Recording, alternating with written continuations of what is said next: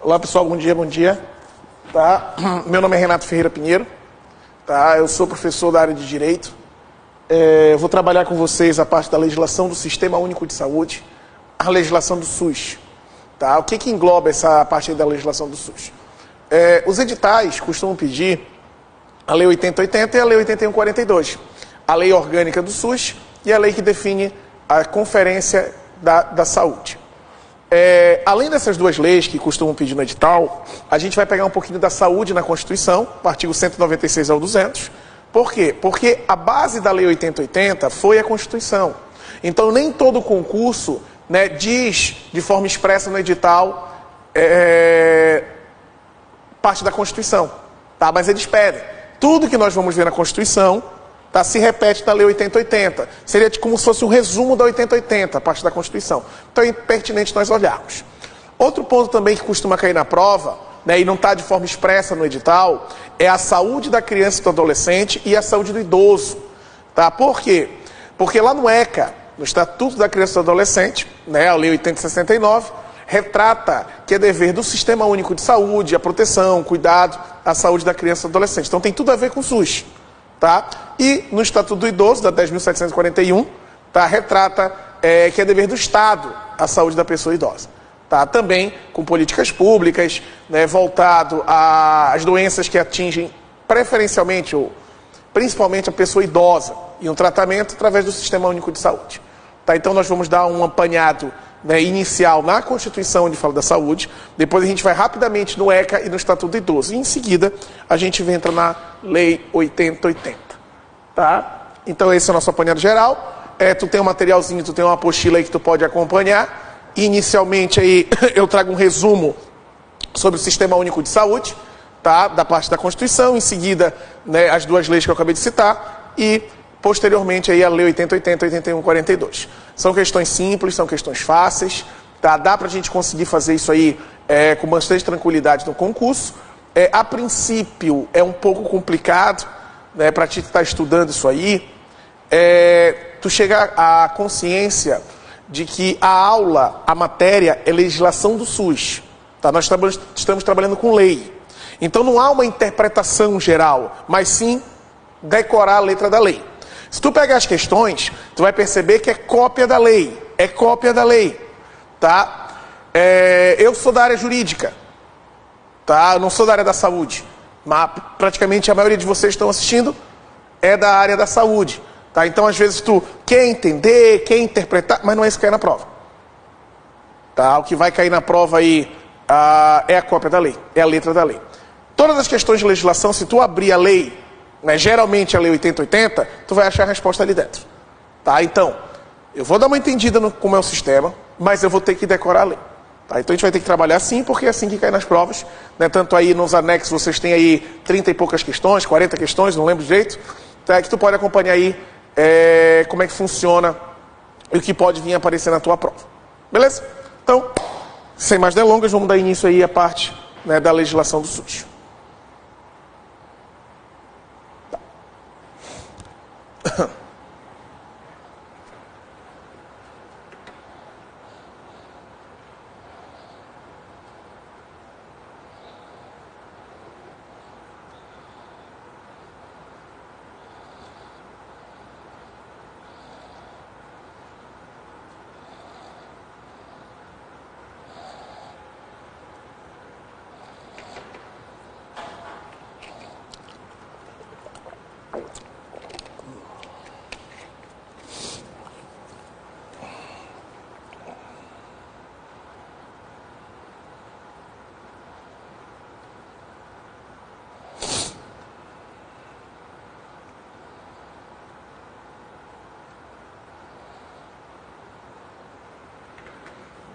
Então vamos lá. Constituição da República Federativa do Brasil, né, a nossa Constituição de 1988, tá, ela vem falando aí sobre a saúde. Tá? Professor, onde é que está retratando? Está no artigo 196 ao 200. Tá, nós vamos ver artigo por artigo para a gente ter uma interpretação, né, uma compreensão de como é retratada a saúde, né, pela nossa Carta Magna. O artigo 196. Tá? A saúde é um direito de todo cidadão. Todo cidadão tem direito à saúde. Tá? O poder público ele tem um dever de prestar a saúde. Então é o direito do cidadão e o dever do Estado. Né? Como o Estado vai oferecer esse serviço, como é que ele vai cumprir esse dever? Ele vai criar políticas públicas voltadas à área da saúde, atuando na forma de promoção, proteção e recuperação à saúde. Tá? Então é um direito do cidadão e um dever do Estado à saúde. Vamos ver a letra do 196. A saúde é um direito de todo e dever do Estado, garantido mediante políticas sociais e econômicas que visem a redução dos riscos de doença e outros agravos de acesso universal e igualitário às ações de serviço de promoção, proteção e recuperação à saúde. Tá? Então, assim, o artigo 196 vem retratando exatamente o que nós falamos, né, que é um direito do cidadão e um dever do Estado. Ele vem falando que o atendimento ele é universal. Universal seria para quem? Para todos. Todos têm direito ao atendimento à saúde. Tá? Sem distinção de sexo, cor, religião, etnia, cunho político, posição social. Tá? Todos têm acesso à saúde. Nós temos na Constituição, né, no artigo 5º dela, onde fala em direitos e garantias fundamentais. Tá? Existe direito à vida, existe direito à liberdade, existe direito à moradia, tá? E existe um direito, tá, que eu tenho, que é em relação à vida. Tá? Eu tenho direito à vida, tenho direito à saúde, tá? Que é uma vida o quê? Digna de todo ser humano. Tá? Então um direito do ser humano. Tá? Todos vão ter um atendimento à saúde. Eles vão atender a população de uma forma geral. Tá? Então, o atendimento universal para todos. E todos de forma igual. Então, todos vão ter acesso universal e o acesso vai ser de forma igual, igualitária. Tá? O poder público vai criar políticas que vão atuar na parte de promoção, proteção e recuperação à saúde. Né? Nós vamos fazer programas relacionados a atendimento, né? Programas voltados para a população no geral, tá? Vai ter aquela parte lá do agente comunitário, que ele vai na tua residência, fazendo análises, levantando dados, né? Campanhas, né, sobre a saúde, vacinação, tá? Tratamento, atendimento, isso aí tudo faz parte das políticas públicas voltadas para a área da saúde. Então, 196 vem falando isso aí, vamos para o 197.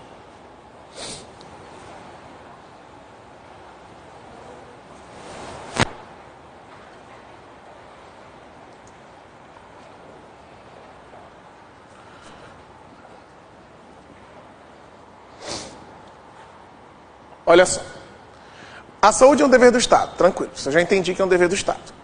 O que o Estado vai fazer? O Estado vai criar regulamentos, normas relacionadas à saúde, né? Tanto é que a Constituição é de 88 e a Lei Orgânica do SUS é de 90, que é a Lei 8080. Por quê? Porque a Constituição determinou que o próprio poder público cria uma regulamentação, cria um dispositivo legal para regulamentar essa atividade.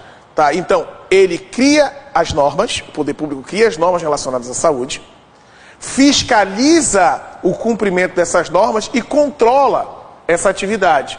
Tá? Ou seja, o poder público define a estratégia, regulamenta, fiscaliza e controla. Ele próprio pode prestar o serviço de saúde, ou ele pode transferir a um terceiro a prestação do serviço. Tá? Esse terceiro pode ser pessoa física, pessoa jurídica de direito privado. Tá? Então vamos lá. A saúde é um dever do Estado, direito do cidadão, onde o poder público vai criar políticas públicas voltadas à área da saúde. Compete ao Estado regulamentar a atividade, controlar e fiscalizar a saúde. Tá? Ele vai prestar o serviço ou ele transfere a um terceiro, que pode ser pessoa física ou jurídica de direito privado. Tá? É isso que vem falando o 197. Vamos ver a letra da lei. Artigo 197 da Constituição. A execução do serviço de saúde. São de relevância pública as ações de serviço de saúde, cabendo ao poder público dispor, nos termos da lei, sobre a sua regulamentação, fiscalização e controle, devendo sua execução ser feita diretamente ou através de terceiros, e também por pessoa física ou jurídica de direito privado. Tá? Então, o próprio poder público presta serviço, ou ele transfere a um terceiro a prestação. Tá? Ele faz ou ele transfere a um terceiro essa prestação de serviço. Tá? Então, tu tem que ficar muito ligado que pode aparecer numa prova, é de competência exclusiva do poder público a prestação do serviço de saúde? Não. Ele tem um dever de prestar, mas não a competência exclusiva. Por quê? Porque essa competência ela pode ser delegada, no caso, transferida, tá, a terceiro, sem problema nenhum. Então, vamos dar continuidade, né, lá com 198.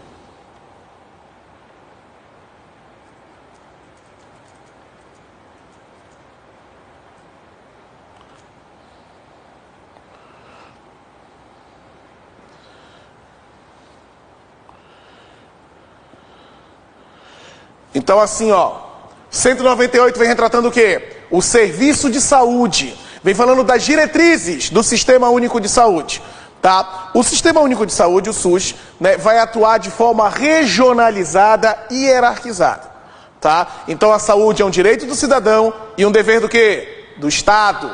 O Estado tem o dever de prestar o serviço de saúde. Como é que ele vai atuar? Ele vai atuar de forma regionalizada, vai ser por região. E há uma hierarquia. Tá? Porque eu vou ter Sistema Único de Saúde a nível nacional, estadual e municipal. Tá? Então tu tem que imaginar assim, ó. Tu imagina que existe um Sistema Único de Saúde.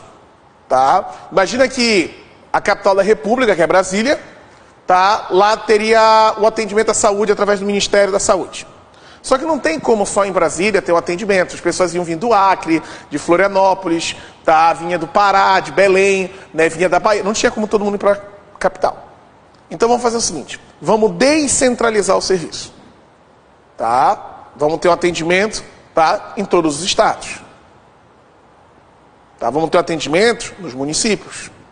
Há uma hierarquia, porque a nível nacional eu vou ter o Ministério da Saúde. A nível estadual e municipal, vou ter as secretarias de saúde. Tá? Há uma hierarquia entre as três e dentro das três há uma hierarquia. O atendimento é por região.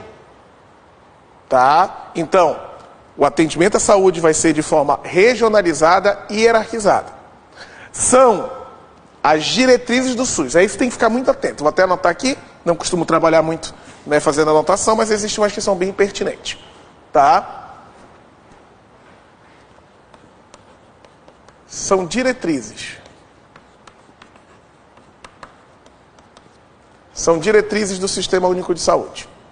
Tá? Diretrizes, conforme a Constituição Federal.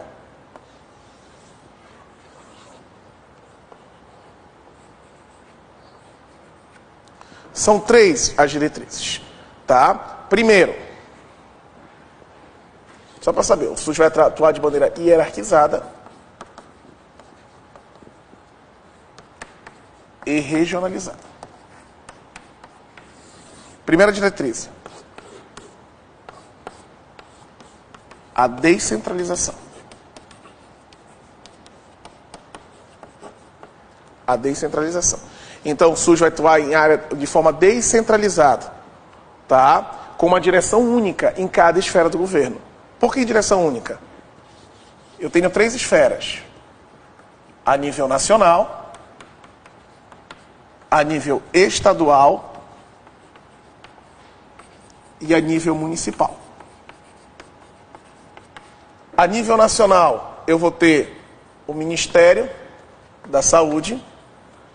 A nível estadual, eu vou ter a Secretaria de Saúde. E a nível municipal, eu vou ter a Secretaria de Saúde. Então, vai ser de forma descentralizada, né, com uma direção única. Vou ter uma direção nacional, estadual e municipal. Há uma hierarquia. Tá? Em cada esfera do governo vai ter uma direção. Tá? É garantido o atendimento integral, completo. Tá? Atendimento integral. Pode atender só uma parte, a pessoa, só um tipo de doença, né? Ou só a pessoa tem um problema, atender parte do problema dela, isso aí não pode. Tá? Vai atuar de forma atendimento integral, com prioridade para atividades preventivas, sem prejuízo dos serviços assistenciais. Tá? Então a gente vai tentar prevenir a saúde, tá? Prevenir os riscos que possam afetar as condições de saúde do ser humano, né, da população. Tá? Isso é fundamental. E uma coisa muito importante vai ser a atuação da comunidade, a participação da comunidade. Como é que pode atuar cair na prova? São diretrizes do SUS, exceto atuação descentralizada em cada esfera do governo. A. B. Atendimento integral. C. Participação da comunidade. E D. Atendimento universal. Seria atendimento universal. Tá? Porque não é que o atendimento não é universal. A questão é que não está como diretrizes conforme a Constituição. Então tem que ficar bem claro na tua cabeça que são diretrizes do SUS conforme a Constituição Federal. A descentralização, o atendimento integral e a participação da comunidade. Essas são as diretrizes do Sistema Único de Saúde.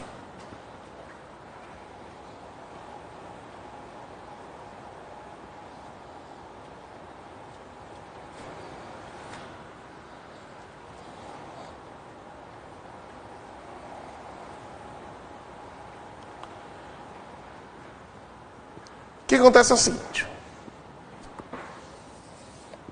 O poder público pode atuar com chamados agentes comunitários, tá? Agentes comunitários ou agentes de combate, tá, a endemias. O que acontece? O poder público poderá contratar gestores locais através de um processo seletivo. Tá? Não é concurso, é processo seletivo. Tá? Quem são esses gestores locais? Tá? Os gestores locais poderão contratar agentes comunitários e agentes de endemia.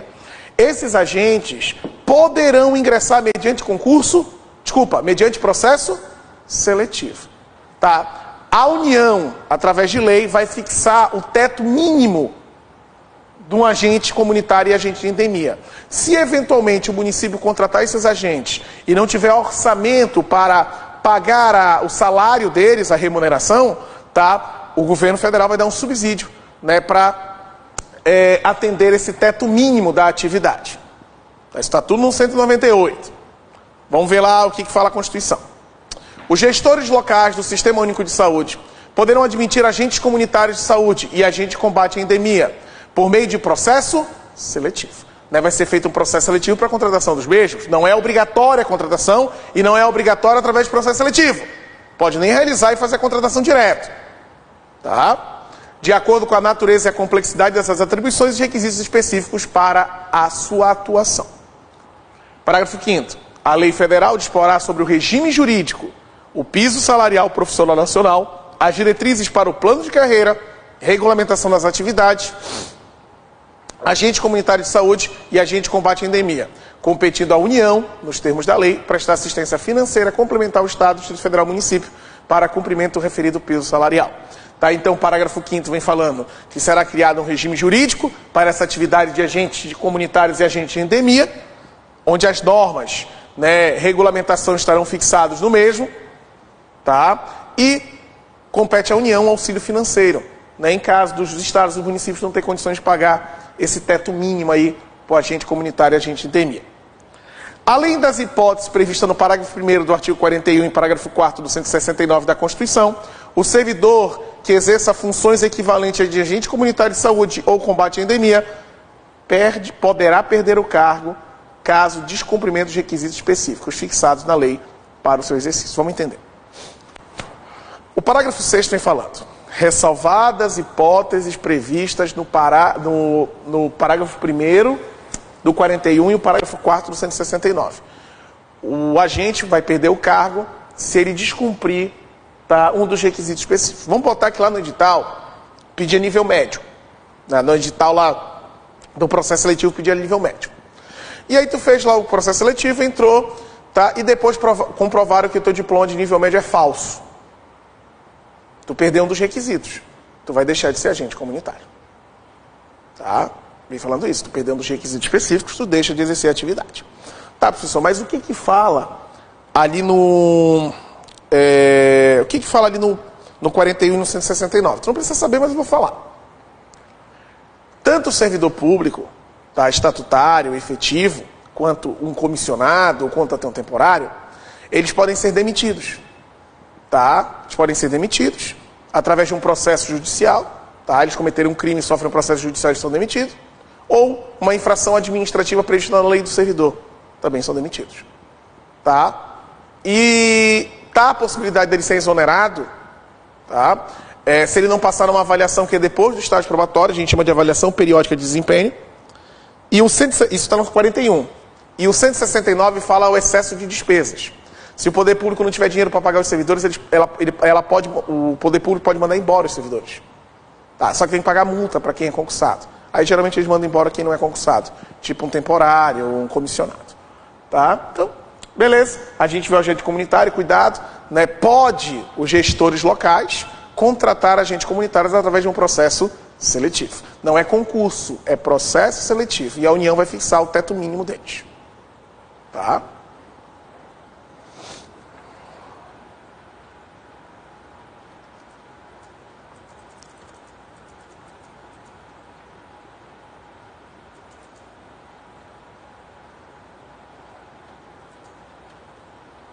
Então assim, ó, pessoal.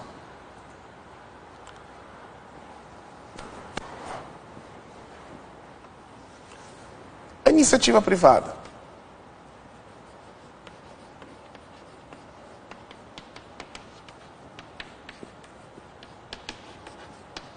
Pode atuar na área de saúde?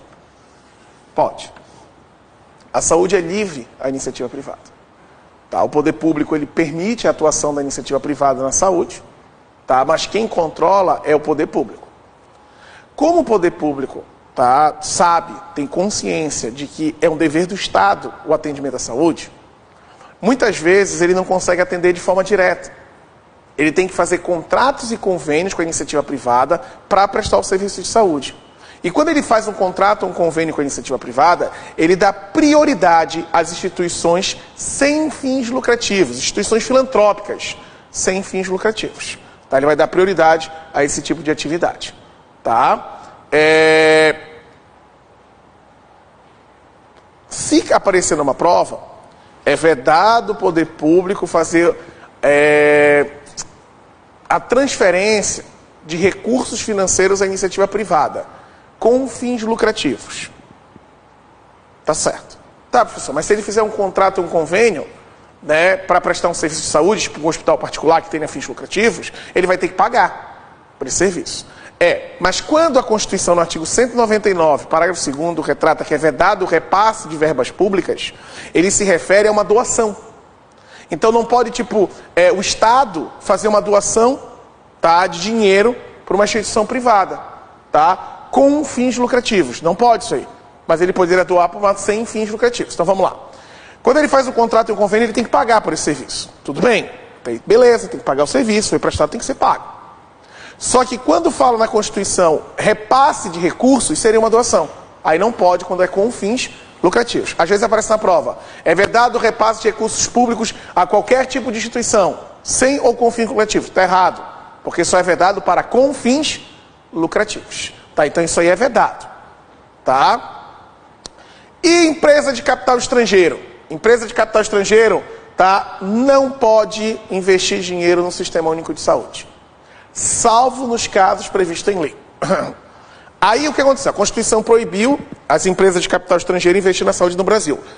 E deu uma exceção, que se tiver uma lei que regulamenta, pode. A Lei 8080, que é a Lei de Organização do SUS, ela dá a possibilidade. Tá? Eles podem investir na área de saúde de uma multinacional que está no país, né, para a saúde dos trabalhadores deles.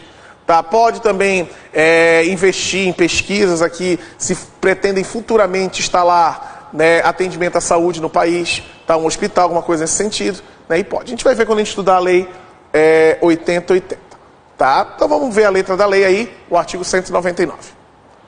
A assistência à saúde é livre à iniciativa privada. Parágrafo 1º. As instituições privadas poderão participar de forma complementar com o SUS, segundo as diretrizes destes, mediante o contrato de direito público ou convênio, tendo preferência às entidades filantrópicas sem fins lucrativos. A iniciativa privada pode atuar na saúde, é livre a iniciativa privada, e pode o poder público fazer um contrato ou um convênio para prestar o serviço, dando prioridade às instituições filantrópicas sem fins lucrativos. Parágrafo 2º. É vedar a destinação de recursos públicos para auxílio e sobrevivências em instituições privadas com fins lucrativos. tá? Nesse sentido é de uma doação, tá? Não é um pagamento de um contrato ou de um convênio, tá? Fica muito ligado nesse termo, destinação de recursos públicos. Parágrafo 3º. É vedada a participação direta ou indireta de empresas de capital estrangeiro à assistência à saúde no país, salvo nos casos previstos em lei. Então, não pode fazer um investimento, tá? De capital estrangeiro na saúde do Brasil, a não ser que tenha uma lei que autorize em algumas situações. A Lei 8080 faz isso aí, depois a gente vai ver, né, como é que funciona aí na lei. Parágrafo 4º. A lei disporá sobre as condições e requisitos que facilitem a remoção de órgãos, tecidos e substâncias humanas para fins de transplante, pesquisa e tratamento, bem como coleta, processamento e transfusão de sangue e seus derivados, sendo vedado qualquer tipo de comercialização. Então vai ter uma lei que vai regulamentar essa atividade de doação de, transfusão de sangue, transporte, tá, substâncias, tecidos, tá, e não pode comercializar. Tá, é vedada a comercialização de órgãos. Tá, vai ter uma lei que vai regulamentar como é que vai ser feita essa atividade de doação, né, de órgãos, mas não pode comercializar. Tá? Vocês sabem que tu pode já botar em vida, né, que tu é doador de órgãos, tá, sem problema nenhum.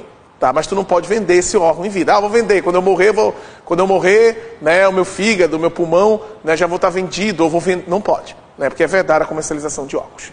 E para a gente fechar essa primeira parte aí da Constituição da República Federativa, nós vamos para o artigo 200.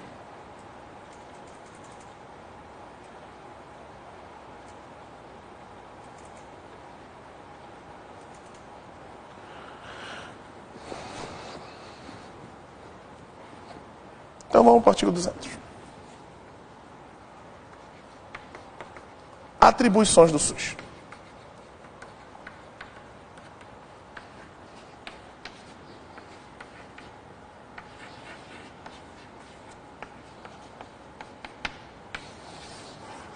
Quais são as atribuições do SUS? Pessoal, as atribuições, para que o SUS é criado, qual é a finalidade, né, qual é a importância dele, em que atividade ele exerce, aonde ele atua, está tudo no artigo 200. Tá? Então, vamos lá. O artigo 200. O Sistema Único de Saúde compete, além de outras atribuições, nos termos da lei. Quais são as atribuições do SUS? Controlar e fiscalizar o procedimento, produtos, substâncias, tá? Substâncias de interesse para a saúde e a participação e a produção de medicamentos, equipamentos, tá? E outros insumos. Tá? Então, ele vai controlar, vai fiscalizar, tá? Qualquer tipo de produtos relacionados ao artigo 200 ali, que vão estar direcionados à área da saúde. Ele executa as ações de vigilância sanitária e epidemiológica, bem como a saúde do trabalhador. Muita atenção nisso aí, muita atenção, né, no conceito de vigilância epidemiológica e vigilância sanitária. Tá? Tem que ficar muito atento nisso aí. Tá? Deixa eu ver se eu tenho aqui o conceito de cada uma dessas aqui.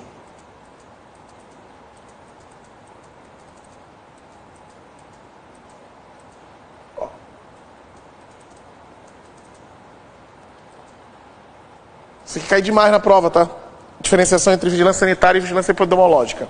Vigilância sanitária é o conjunto de ações capazes de eliminar, diminuir e prevenir os riscos de saúde e de intervir nos problemas sanitários decorrentes do meio ambiente, a produção e a circulação de bens, prestação de serviços de interesse à saúde, que abrange as seguintes situações. O grande detalhe é que falou em problema sanitário, é vigilância sanitária, diferente da vigilância epidemiológica. É o conjunto de ações que propiciam o conhecimento, a detectação e a prevenção de qualquer mudança no fator determinante condicionante da saúde individual ou coletiva. Então, fator determinante de saúde, vigilância epidemiológica. Problemas sanitários, vigilância sanitária. Aí fica fácil. Tá? Cai demais. Eles botam assim, ó, retrata o conceito de vigilância epidemiológica. E coloca 4, 5 conceitos ali e tu diz qual é que é. Tá? Então, isso é uma atribuição do SUS, né? Executar as ações de vigilância sanitária e epidemiológica, bem como a saúde do trabalhador. Tá? Vamos já falar um pouquinho da saúde do trabalhador. Tá? É um conjunto de atividades que destina, através de ações de vigilância epidemiológica e sanitária, a promoção, a proteção à saúde do trabalhador, assim como visa a recuperação e a reabilitação da saúde dos trabalhadores submetidos aos riscos e agravos das condições de trabalho. Saúde do trabalhador vai atuar no cuidado das vítimas de acidente de trabalho, tá? Atuar dentro da competência do Sistema Único de Saúde, na pesquisa, tá? Fazer uma análise de quantos trabalhadores, né, sofrem problemas relacionados à saúde, as doenças que mais atingem os trabalhadores, etc. Tá, então isso aí vai atuar a saúde do trabalhador.